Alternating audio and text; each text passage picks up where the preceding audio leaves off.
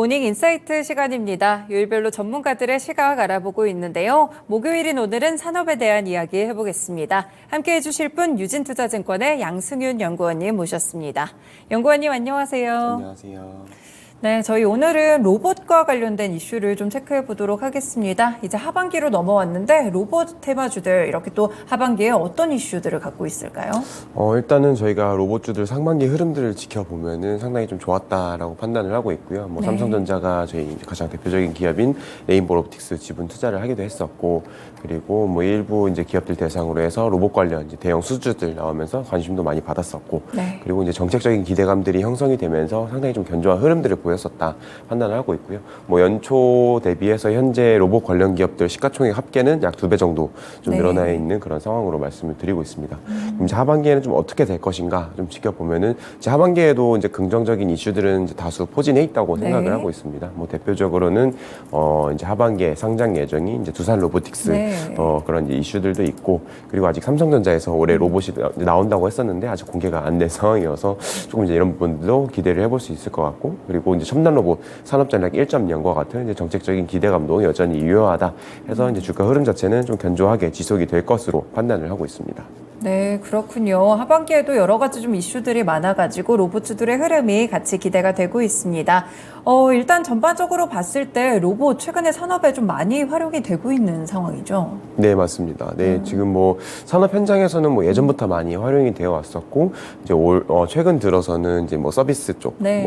치킨 튀겨주는 치킨 로봇이라든지 아니면 이제 식당에서 이제 서빙해주는 그런 로봇들이 좀 이제 많이 좀 보이기 시작하지 않았나 생각을 하고 있고요. 결국 이렇게 로봇들이 이제 저희 시장으로 들어오는 것들은 중장기적인 흐름이다라고 생각을 하고 있습니다.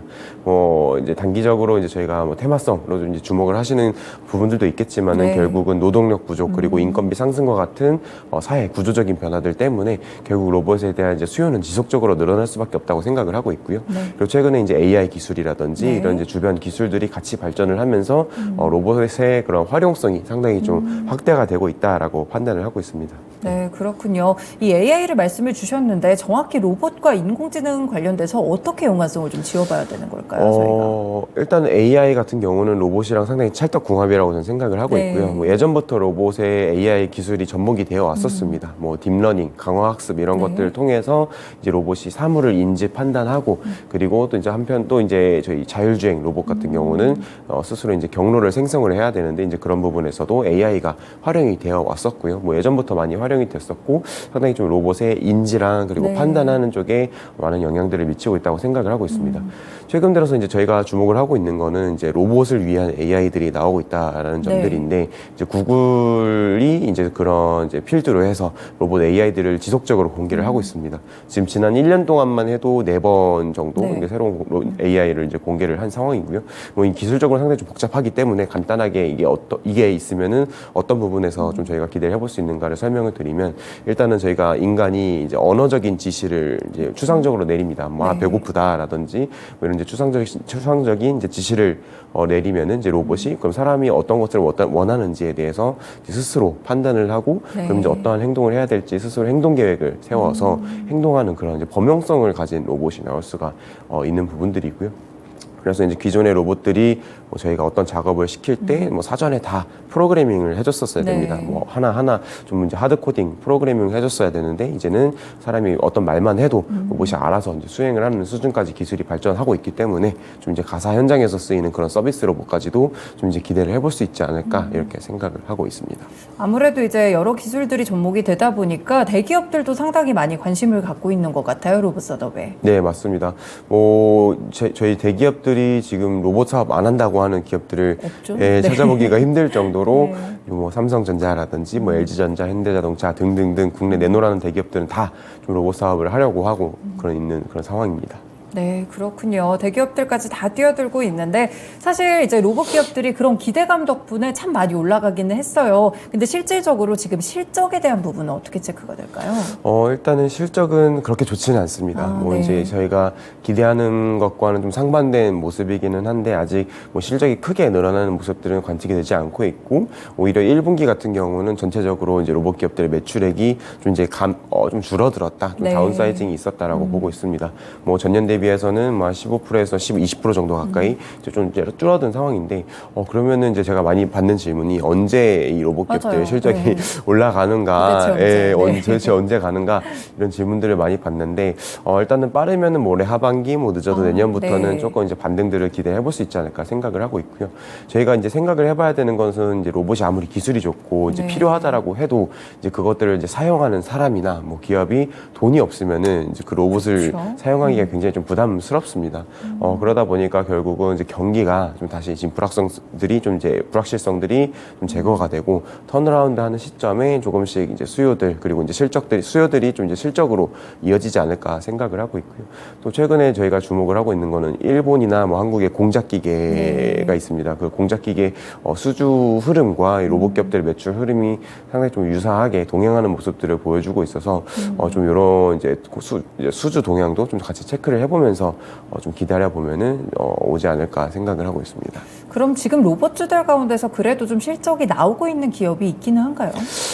일부 있긴 합니다. 뭐 가장 대표적인 거는 저희 뭐 청소기 로봇을 하는 업체들이 네. 있죠. 뭐 청소기 로봇은 뭐 경기 상황에 물론 영향을 그렇죠. 받긴 하겠지만은 이미 저희 일상 속으로 많이 들어왔기 때문에 어느 정도 의미 있는 그런 실적 규모들이 좀 나오고 있는 상황이지만 그 외에 뭐 협동 로봇이나 네. 뭐 아니면은 뭐 서빙 로봇이나 이쪽으로는 아직까지는 저희가 기대하는 만큼의 실적들은 나오지 않고 있다고 판단하고 있습니다. 네, 그러면 이렇게 또 로봇주들 실적이 나오기 전까지 어떤 로봇인지 잘 공부를 해봐야 될 것 같은데 로봇에 대한 투자 전략 본격적으로 좀 알아보겠습니다. 지금 이제 로봇도 말씀 주신 대로 분야가 좀 다양한 것 같아요. 물류 로봇도 네. 있고 서비스 로봇도 있고 한데 어떤 쪽을 주목해 보면 좋을까요? 일단은 이제 저희가 항상 말씀을 드리는 거는 결국 이제 중장기적으로 성장이 기대가 되는 네. 이제 분야에 좀 이제 주목이 필요하다라고 말씀을 드리고 있고요. 이제 해당 분야로는 협동 로봇 그리고 물류 로봇 그리고 이제 로봇 부품 쪽 이렇게 세 가지를 크게 제시를 드리고 있습니다. 그래서 이제 각각 좀 세그먼트별로 간략하게 설명을 드리면 지금 협동 로봇 같은 경우는 뭐 그 앞으로의 성장성 자체는 이미 확인이 좀 되고 있다.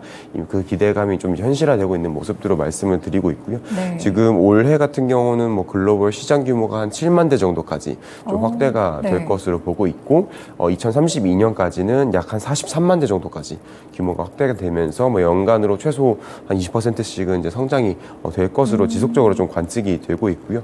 그리고 또 이런 이제 협동 로봇이 이제 차세대 산업용 로봇으로 많이 알려져 있는데 이런 산업용 로봇 쪽으로 상당히 좀 강세를 보이고 있는 일본의 화나 네. 이런 이제 글로벌 기업들도 이 협동 로봇 시장 진출에 좀 진심으로 좀 임하기 시작한 것 같습니다. 그만큼 이 시장의 성장성 이런 것들이 좀 확인이 되었다는 이제 뜻으로도 좀 볼 수가 있을 것 같고요. 그래서 좀 앞으로도 계속해서 좀 협동 로봇 시장 좀 기대가 필요하지 않나 생각을 하고 있습니다. 네, 협동 로봇 시장 그렇군요. 국내 기업들도 좀 발빠르게 좀 더 대응을 하는 것들이 필요할 것 같다는 생각이 드는데 그리고 또 물류 로봇은 어떨까요? 일단은 물류 로봇 같은 경우는 이제 최근에 관심이 많이 커지고 있습니다. 네. 뭐 작년에 일단은 이 물류 로봇이 어디서 쓰일 수 있는가를 보면은 뭐 물류 창고에서 쓰일 수도 있고요. 그리고 공장에 이제 자동화 물류에도 쓰일 수가 있고 그리고 이제 빌딩 내에서 여러 가지 네. 이제 음식물이나 이런 것들 배달해 주는 데도 쓸 수도 있고 그리고 이제 실외까지 나가게 된다면은 뭐 배송이나 아니 라스마일 딜리버리까지도 좀 활용이 될 수 있는 상당히 좀 폭넓은 이제 그런 가능성을 갖춘 이제 분야라고 생각을 하고 있습니다. 일단 지금 한국에서는 물류 창고에서 쓰이는 물류 로봇과 그리고 이제 공장 내에서 쓰일 수 있는 그런 이제 물류 로봇에 좀 이제 관심이 많이 모아지고 있는 상황이고요. 네. 뭐 작년 같은 경우는 CJ 대한통운 그리고 이제 쿠팡 이런 이제 주요 물류 업체에서 대량으로 좀 물류 로봇들을 도입을 하면서 활용이 시작이 되었습니다. 그리고 좀 이제 저희가 최근에 주목을 하고 있는 거는 이제 국내 물류 로봇 기업들이 네.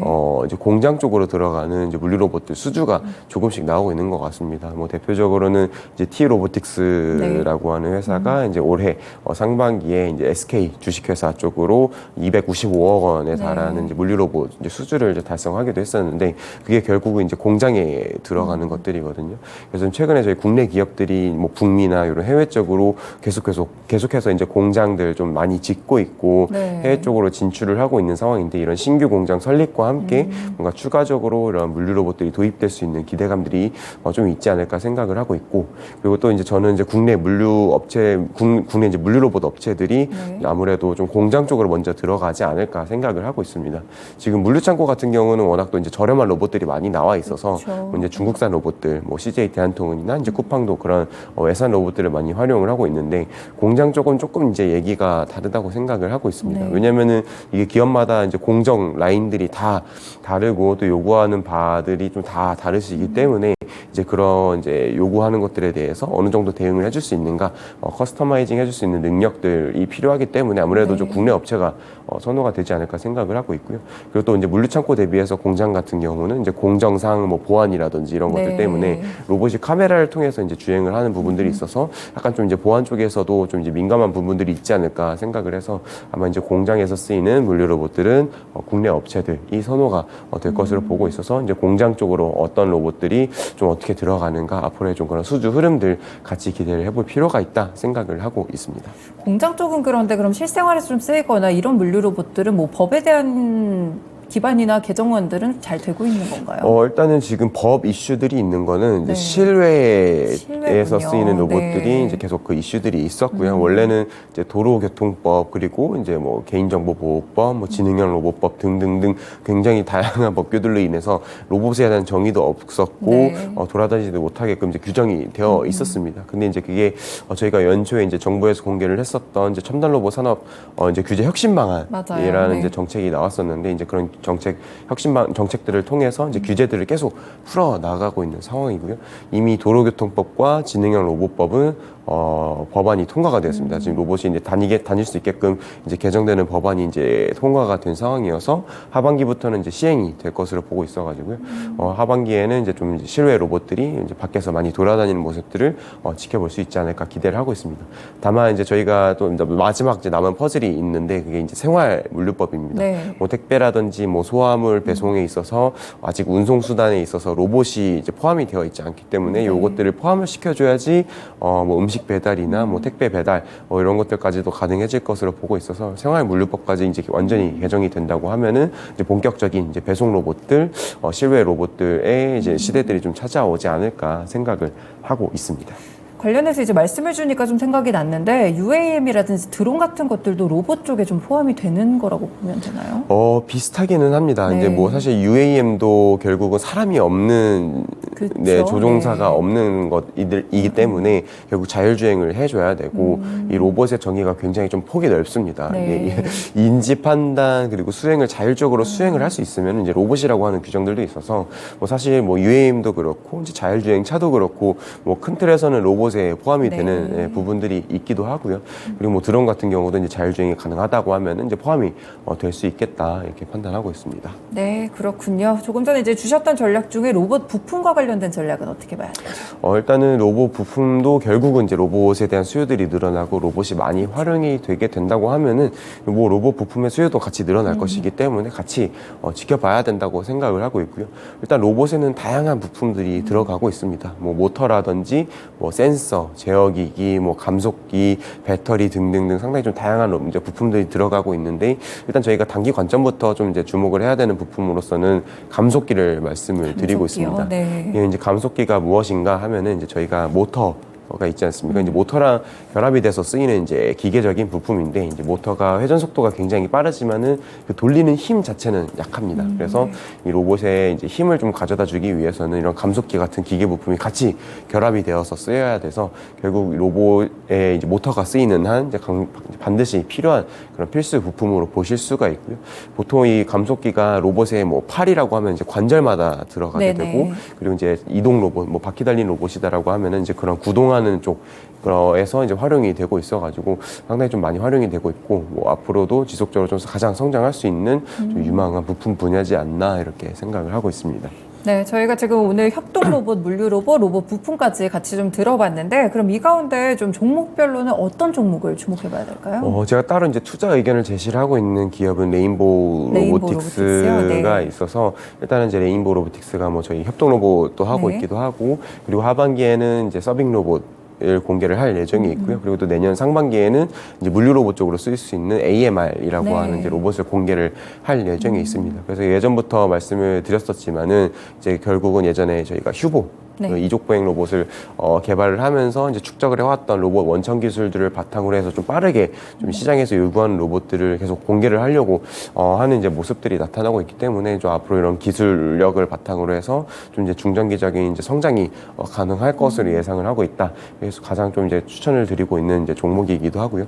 근데 이 외에도 사실 이제 계속 제가 협동 로봇, 물리 로봇, 이제 로봇 부품을 말씀을 드렸기 때문에 이제 관련 이제 종목으로 좀 말씀을 드리면은 협동 로봇 쪽에서는 이제 뉴로메카라고 하는 회사도 있고요.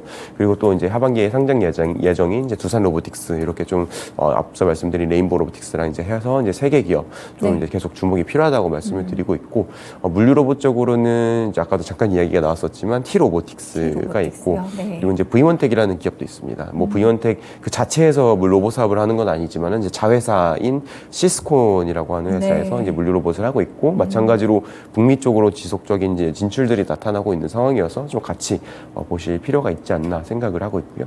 그리고 이제 부품 쪽으로는 이제 SPG나 SB 테크와 같은 이제 기업들이 감속기 아까 말씀드렸던 감속기 사업을 하고 있기 때문에 좀 이제 눈여겨볼 필요가 있지 않나 이렇게 생각을 하고 있습니다.